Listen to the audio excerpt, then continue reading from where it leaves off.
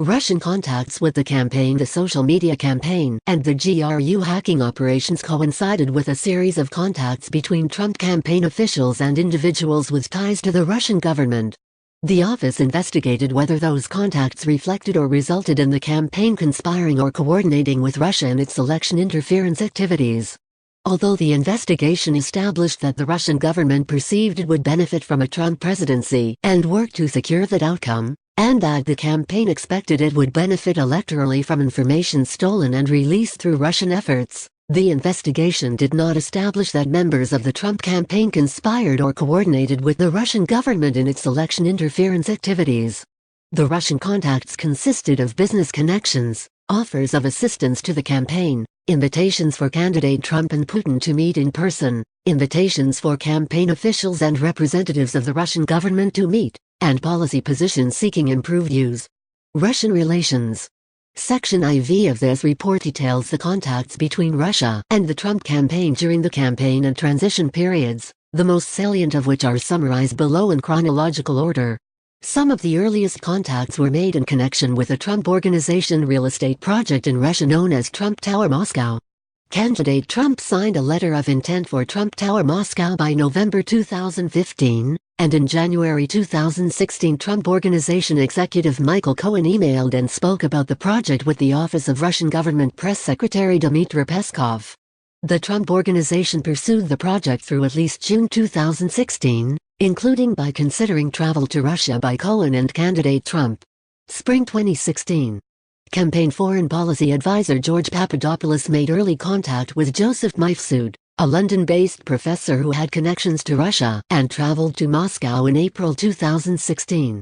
Immediately upon his return to London from that trip, Mifsud told Papadopoulos that the Russian government had dirt on Hillary Clinton in the form of thousands of emails.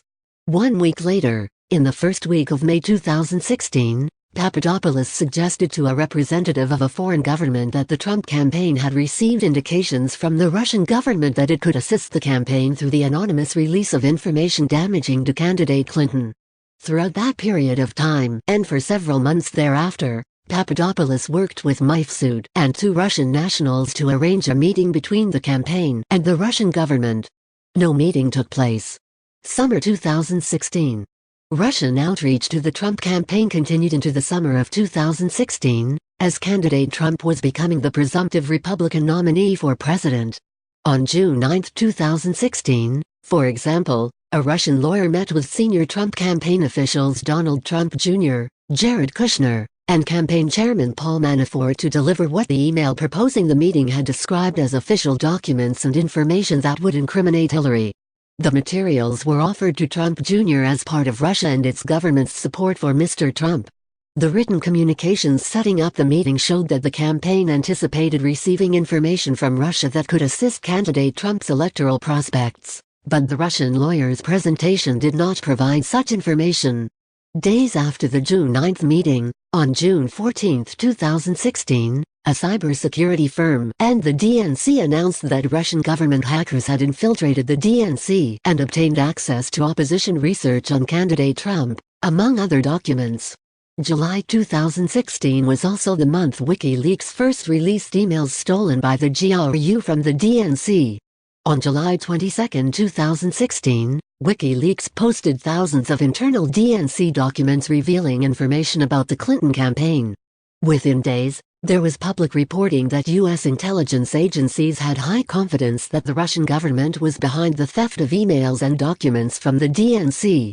And within a week of the release, a foreign government informed the FBI about its May 2016 interaction with Papadopoulos and his statement that the Russian government could assist the Trump campaign. On July 31, 2016, based on the foreign government reporting, the FBI opened an investigation into potential coordination between the Russian government and individuals associated with the Trump campaign. Separately, on August 2, 2016, Trump campaign chairman Paul Manafort met in New York City with his longtime business associate Konstantin Kilimnik, who the FBI assesses to have ties to Russian intelligence. Kilimnik requested the meeting to deliver in person a peace plan for Ukraine that Manafort acknowledged to the special counsel's office was a backdoor way for Russia to control part of eastern Ukraine. Both men believe the plan would require candidate Trump's assent to succeed were he to be elected President 1. They also discussed the status of the Trump campaign and Manafort's strategy for winning Democratic votes in Midwestern states. Months before that meeting, Manafort had caused internal polling data to be shared with Kilimnik, and the sharing continued for some period of time after their August meeting. Fall 2016. On October 7, 2016, the media released video of candidate Trump speaking in graphic terms about women years earlier, which was considered damaging to his candidacy. Less than an hour later, WikiLeaks made its second release, thousands of John Podesta's emails that had been stolen by the GRU in late March 2016. The FBI and other U.S. government institutions were at the time continuing their investigation of suspected Russian government efforts to interfere in the presidential election. That same day, October 7, the Department of Homeland Security and the Office of the Director of National Intelligence issued a joint public statement that the Russian government directed the recent compromises of emails from U.S. persons and institutions, including from U.S. political organizations. Those thefts and the disclosures of the hacked materials through online platforms such as WikiLeaks, the statement continued, are intended to interfere with the U.S. election process. Post-2016 election. Immediately after the November 8 election, Russian government officials and prominent Russian businessmen began trying to make inroads into the new administration. The most senior levels of the Russian government encouraged these efforts.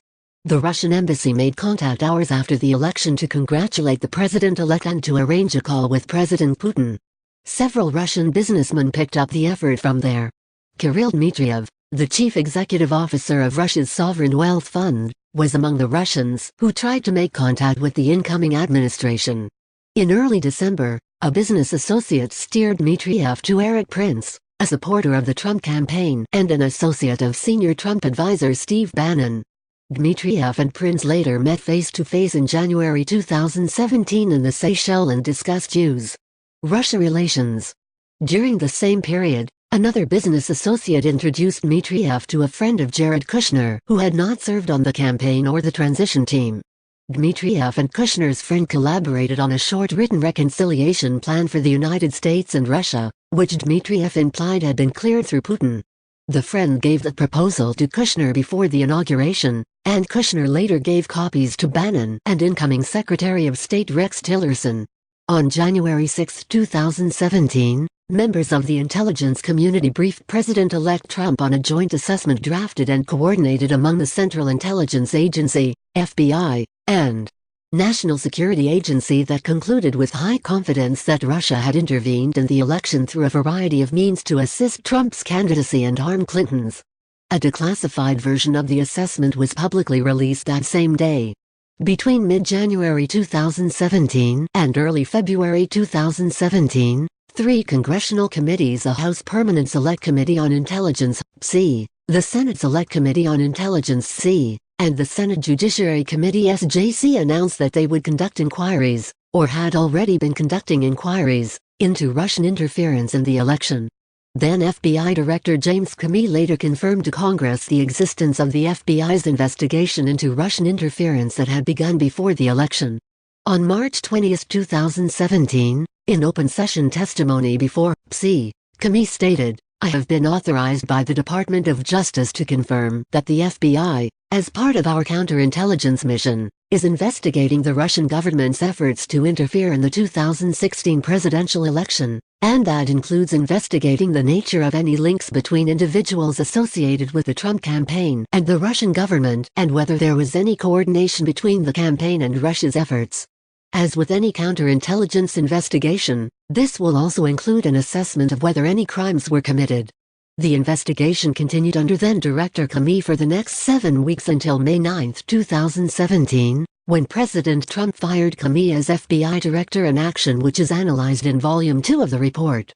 On May 17, 2017, Acting Attorney General Rod Rosenstein appointed the special counsel and authorized him to conduct the investigation that Comey had confirmed in his congressional testimony, as well as matters arising directly from the investigation, and any other matters within the scope of 28 CFR 600.4a, which generally covers efforts to interfere with or obstruct the investigation. President Trump reacted negatively to the special counsel's appointment. He told advisers that it was the end of his presidency, sought to have Attorney General Jeff Sessions unrecused from the Russia investigation and to have the special counsel removed, and engaged in efforts to curtail the special counsel's investigation and prevent the disclosure of evidence to it, including through public and private contacts with potential witnesses. Those and related actions are described and analyzed in Volume 2 of the report.